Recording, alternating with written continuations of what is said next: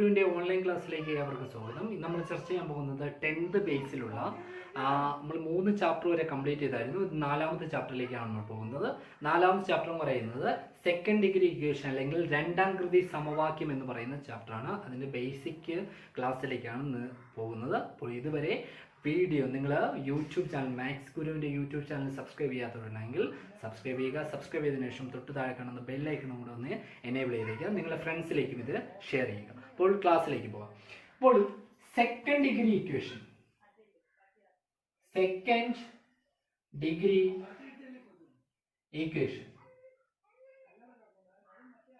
അല്ലെങ്കിൽ രണ്ടാം കൃതി സമവാക്യം എന്ന് പറയാം. രണ്ടാം കൃതി സമവാക്യം 4ാമത്തെ ചാപ്റ്റർ ആണ്. 4th chapter 10th 4th chapter ആണ്. അപ്പോൾ എന്താണ് രണ്ടാം കൃതി സമവാക്യം എന്ന് പറഞ്ഞാൽ, കൃതി രണ്ടായിട്ടുള്ള സമവാക്യത്തിനെ പറയുന്ന പേരാണ് എന്തെന്ന് പറയുന്നത് രണ്ടാം കൃതി സമവാക്യം എന്ന് പറയുന്നത്.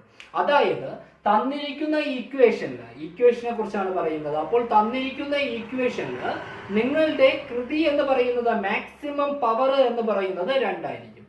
മാക്സിമം പവർ എന്ന് പറയുന്നത് എന്തായിരിക്കും? Maximum power is equal to 2 ആയിട്ടുള്ള ഇക്വേഷൻസിനെ പറയുന്ന പേരാണ് എന്തെന്ന് പറയുന്നത് സെക്കൻഡ് ഡിഗ്രി ഇക്വേഷൻ അല്ലെങ്കിൽ രണ്ടാം കൃതി സമവാക്യം എന്ന് പറയാം. അതിന്റെ മാക്സിമം പവർ അല്ലെങ്കിൽ ഏറ്റവും വലിയ കൃതി എന്ന് പറയുന്നത് 2 ആയിരിക്കും. ഒരു എക്സാമ്പിൾ പറയുകയാണെങ്കിൽ 2x² പ്ലസ് അല്ലെങ്കിൽ x² പ്ലസ് 4x പ്ലസ് 3 എന്ന് പറയുന്നത് that is equal to 0 എന്ന് പറയും. ഇതൊരു രണ്ടാം കൃതി സമവാക്യമാണ്. സമവാക്യം എന്ന് പറഞ്ഞാൽ എന്ത് കാണും? ഈക്വൽ സൈൻ കാണും. ഒരു ഈക്വൽ സൈൻ കാണുകയാണെങ്കിൽ അതിനെ സമവാക്യം എന്ന് പറയാം. അല്ലെങ്കിൽ സാമാന്യ രൂപം ആണെങ്കിൽ ഇതാണ്.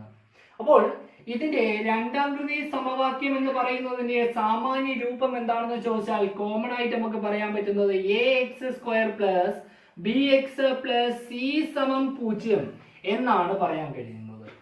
ax² plus bx plus c is equal to 0.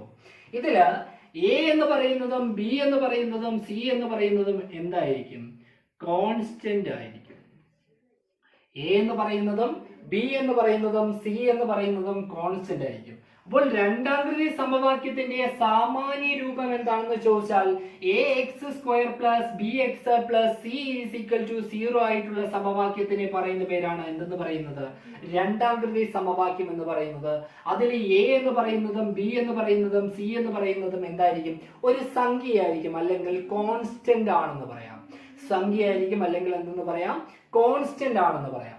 ഈ രണ്ടാം കൃതി സമവാക്യത്തിനെ സോൾവ് ചെയ്തതിന് ശേഷം ഈ എക്സിന്റെ വില കണ്ടുപിടിക്കാൻ വേണ്ടിയാണ് ഈ ചാപ്റ്ററിൽ ത്രൂ ഔട്ട് പഠിക്കാനുള്ളത്.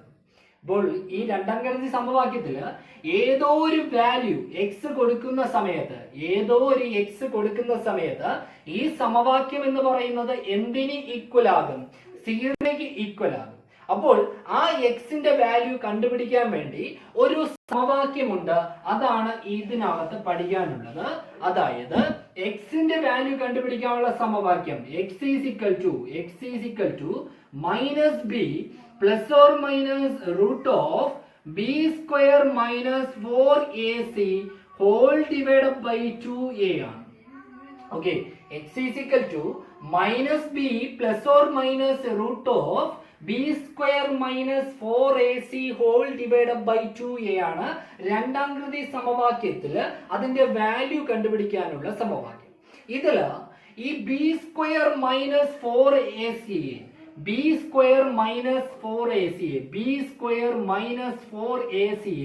പറയുന്ന പേരാണ് വിവേചകം എന്ന് പറയും. വിവേചകം അല്ലെങ്കിൽ ഡിസ്ക്രിമിനന്റ് എന്ന് പറയും. വിവേചകം അല്ലെങ്കിൽ ഡിസ്ക്രിമിനന്റ് എന്ന് പറയും.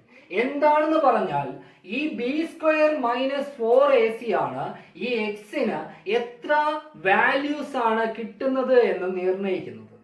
എക്സിന് നമുക്ക് ഒരു വാല്യൂ കിട്ടാം, 2 വാല്യൂ കിട്ടാം. അതുപോലെ എക്സിന് വാല്യൂ കണ്ടുപിടിക്കാൻ പറ്റാത്ത അവസരം വരെയുണ്ട്. അപ്പോൾ അത് നിർണ്ണയിക്കുന്നത് ഏതാണ്? ഈ ബി സ്ക്വയർ മൈനസ് 4ac ആണ്. അതുകൊണ്ടാണ് അതിനെ വിവേചകം അല്ലെങ്കിൽ ഡിസ്ക്രിമിനന്റ് എന്നാണ് പറയുന്നത്. അതിനെ വിവേചകം അല്ലെങ്കിൽ എന്തെന്ന് പറയും? ഡിസ്ക്രിമിനന്റ് എന്ന് പറയും. അപ്പോൾ എന്തൊക്കെ വാല്യൂ ആണ് ഈ ബി സ്ക്വയർ മൈനസ് 4ac വരുന്നത്? ബി സ്ക്വയർ മൈനസ് 4ac വരാൻ കഴിയുന്ന വാല്യൂസ് എന്ന് പറയുന്നത് ബി സ്ക്വയർ മൈനസ് 4ac എന്ന് പറയുന്നത് 0 ആകാം, ഒന്നാമത്തെ കണ്ടീഷൻ. രണ്ടെന്ന് പറയുന്നത് ബി സ്ക്വയർ മൈനസ് 4ac എന്ന് പറയുന്നത് 0യെക്കാളും വലുതാകാം, അതായത് പോസിറ്റീവ് വാല്യൂസ്, അതിസംഖ്യകൾ എന്ന് പറയാം. മലയാളത്തില് പോസിറ്റീവ് സംഖ്യകളെ അതിസംഖ്യകൾ എന്ന് പറയാം. മൂന്നാമത്തെ വാല്യൂ എന്ന് പറയുന്നത് B square minus 4ac value എന്താകാം? നെഗറ്റീവ് സംഖ്യയാകാം, ന്യൂനസംഖ്യകളാകാം, മൈനസ് വാല്യൂസ് ആകാം, ന്യൂനസംഖ്യകൾ.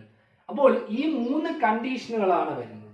അപ്പോൾ B square minus 4ac is equal to 0 ആണ് വരുന്നതെങ്കിൽ നമുക്ക് എക്സിന് ഒരു വില മാത്രമായിരിക്കും കിട്ടുന്നത്, ഒരു പരിഹാരം മാത്രമായിരിക്കും കിട്ടുന്നത്, ഒരു റിസൾട്ട് മാത്രമേ കിട്ടത്തുള്ളൂ. പരിഹാരം എന്നൊക്കെ മലയാളത്തിൽ പറയാം, അല്ലെങ്കിൽ റിസൾട്ട്. ഒരു റിസൾട്ട് മാത്രമായിരിക്കും, ഏതെങ്കിലും ഒരു വാല്യൂ മാത്രമായിരിക്കും എക്സിന്റെ വിലയായിട്ട് നമുക്ക് കിട്ടുന്നത്. എക്സിന്റെ വിലയായിട്ട് നമുക്ക് കിട്ടുന്നത് ഒരു വില മാത്രമാണെങ്കിൽ അവിടെ ബി സ്ക്വയർ മൈനസ് 4ac എന്ന് പറയുന്നത് എന്തായിരിക്കും? 0 ആയിരിക്കും. രണ്ടാമത്തെ കണ്ടീഷൻ എന്ന് പറയുന്നത് ബി സ്ക്വയർ മൈനസ് 4ac എന്ന് പറയുന്നത് പോസിറ്റീവ് വാല്യൂ വരാം. ബി സ്ക്വയർ മൈനസ് 4ac എന്ന് പറയുന്നത് പോസിറ്റീവ് വാല്യൂ ആകാം. ഈ ബി സ്ക്വയർ മൈനസ് 4ac എന്ന് പറയുന്നത് പോസിറ്റീവ് വാല്യൂ ആകുകയാണെങ്കിൽ എക്സിന് വരുന്ന വാല്യൂസിന്റെ എണ്ണം എന്ന് പറയുന്നത് 2 പരിഹാരങ്ങൾ കാണും, 2 പരിഹാരം അല്ലെങ്കിൽ 2 റിസൾട്ടുകൾ കാണും. അതായത് എക്സിന് 2 വിലകളാണ് ലഭിക്കുന്നതെങ്കിൽ അവിടുത്തെ ഡിസ്ക്രിമിനന്റ് എന്ന് പറയുന്നത് എന്തായിരിക്കും? പോസിറ്റീവ് വാല്യൂ ആയിരിക്കും, അല്ലെങ്കിൽ 0യെക്കാളും വലിയ വാല്യൂ ആണെന്ന് പറയാം. മൂന്നാമത്തെ കണ്ടീഷൻ എന്ന് പറയുന്നത് എക്സ് സ്ക്വയർ, എക്സിന്റെ വാല്യൂ എന്ന് പറയുന്നത് എന്താകാം? വാല്യൂ കിട്ടത്തില്ല, നോ റിസൾട്ട്, നോ റിസൾട്ട്. അതായത് ബി സ്ക്വയർ മൈനസ് 4ac എന്ന് പറയുന്നത് 0യെക്കാളും ചെറുതായിട്ടുള്ള വാല്യൂ ആണ് വരുന്നതെങ്കിൽ, അതായത് നെഗറ്റീവ് നമ്പർ ആണ് വരുന്നതെങ്കിൽ, നമ്മൾ ഇവിടുത്തെ റിസൾട്ട് കണ്ടുപിടിക്കാൻ വേണ്ടിയുള്ളത് X is equal to minus B plus or minus root of B square minus 4ac whole divided by 2a ആണെന്ന് പറഞ്ഞു. അപ്പോൾ ഇവിടെ ഈ ബി സ്ക്വയർ മൈനസ് 4ac എന്ന് പറയുന്നത് നെഗറ്റീവ് വില വരികയാണെങ്കിൽ റൂട്ടിനകത്ത് ഒരു നെഗറ്റീവ് വാല്യൂ ആയിരിക്കും വരുന്നത്. നമുക്ക് റൂട്ടിനകത്ത് നെഗറ്റീവ് വാല്യൂ വരുന്നത് കണ്ടുപിടിക്കാൻ ഇതുവരെ പഠിച്ചിട്ടില്ല, അതുകൊണ്ട് അതിന് വിലയില്ല എന്നാണ് നമ്മൾ 10ാം ക്ലാസ് വരെ പഠിക്കുന്നത്. പ്ലസ് 1 ചെല്ലുമ്പോൾ അതിന്റെ റിസൾട്ട് നിങ്ങൾ പഠിക്കും. തൽക്കാലം എന്ത് പഠിക്കുക? ഇതിന്റെ വില ഡിറ്റർമിൻ ചെയ്യാൻ കഴിയത്തില്ല. അതായത് നെഗറ്റീവ് വാല്യൂ ആണ് വരുന്നെങ്കിൽ ബി സ്ക്വയർ മൈനസ് 4ac എന്ന് പറയുന്നത് നെഗറ്റീവ് വാല്യൂ ആണ് വരുന്നെങ്കിൽ വില കണ്ടുപിടിക്കാൻ കഴിയത്തില്ല എന്നാണ് നമ്മൾ പഠിക്കുന്നത്. അപ്പോൾ ഇതുവരെ പറഞ്ഞത് ജസ്റ്റ് ഇൻട്രോ ആയിട്ടുള്ള കാര്യമാണ് പറഞ്ഞത്. ഇതിൽ പഠിക്കാനും ഇത്ര മാത്രമേ ഉള്ളൂ. പിന്നെ കുറച്ച് റൂൾ ആയിട്ട് പഠിക്കുന്ന കാര്യങ്ങൾ ഇതിൽ എന്താണ്? ഇതിന്റെ വാല്യൂ കണ്ടുപിടിക്കാൻ വേണ്ടി, എക്സിന്റെ വാല്യൂ കണ്ടുപിടിക്കാൻ വേണ്ടി വേറൊരു മെത്തേഡുകൾ പഠിക്കുന്നുണ്ട്. ഒന്നെന്ന് പറയുന്നത് ബിയുടെ പകുതിയുടെ വർഗം കൊണ്ട് 2 സൈഡിലും കൂട്ടുന്ന, അല്ലെങ്കിൽ കംപ്ലീറ്റിംഗ് ദ സ്ക്വയർ മെത്തേഡ്, അല്ലെങ്കിൽ വർഗം പൂർത്തിയാക്കുക എന്ന് പറയുന്ന ഒരു മെത്തേഡ് ആദ്യമായിട്ട് പഠിക്കാനുണ്ട്. ഇതൊക്കെ 2ാമത്തെ സെഷനിൽ. ഇതിൽ ഇതുവരെ പറഞ്ഞ കാര്യങ്ങൾ എന്ന് പറയുന്നത്, ഫസ്റ്റ് പറയുന്നത് എന്താണ് 2ാം കൃതി സമവാക്യത്തിന്റെ സാമാന്യ രൂപം എന്ന് പറഞ്ഞു. എന്താണ്? ax² plus bx plus c is equal to 0 ആയിട്ടുള്ള സമവാക്യത്തിനെ പറയുന്ന പേരാണ് 2ാം കൃതി സമവാക്യം എന്ന് പറഞ്ഞു. രണ്ടാമതായിട്ട് പറഞ്ഞത് എന്താണ് 2ാം കൃതി സമവാക്യം എന്ന് പറഞ്ഞാൽ സിമ്പിൾ ആയിട്ട് ചോദിക്കുകയാണെങ്കിൽ നിങ്ങൾക്ക് പറയാം, കൃതി 2 ആയിട്ടുള്ള സമവാക്യത്തിനെ പറയുന്ന പേരാണ് 2ാം കൃതി സമവാക്യം, അല്ലെങ്കിൽ മാക്സിമം പവർ എന്ന് പറയുന്നത് 2 ആയിരിക്കും. അങ്ങനെയുള്ള സമവാക്യത്തിനെ പറയുന്ന പേരാണ് എന്തെന്ന് പറയുന്നത്? 2ാം കൃതി സമവാക്യം എന്ന് പറയാം. ഓക്കെ, ദെൻ അടുത്തതായിട്ടുള്ളത് പറയുന്നത് താഴെയുള്ളതിൽ ഏറ്റവും വലിയ പവർ എന്ന് പറയുന്നത് 2 ആണെങ്കിൽ അതിനെ 2ാം കൃതി സമവാക്യം എന്ന് പറയും. പവർ എന്ന് പറയുന്നത് 3 ആണെങ്കിൽ അതിനെ 3ാം കൃതി സമവാക്യം എന്ന് പറയാം. പവർ എന്ന് പറയുന്നത് 4 ആണെങ്കിൽ അതിനെ 4ാം കൃതി സമവാക്യം എന്ന് പറയാം.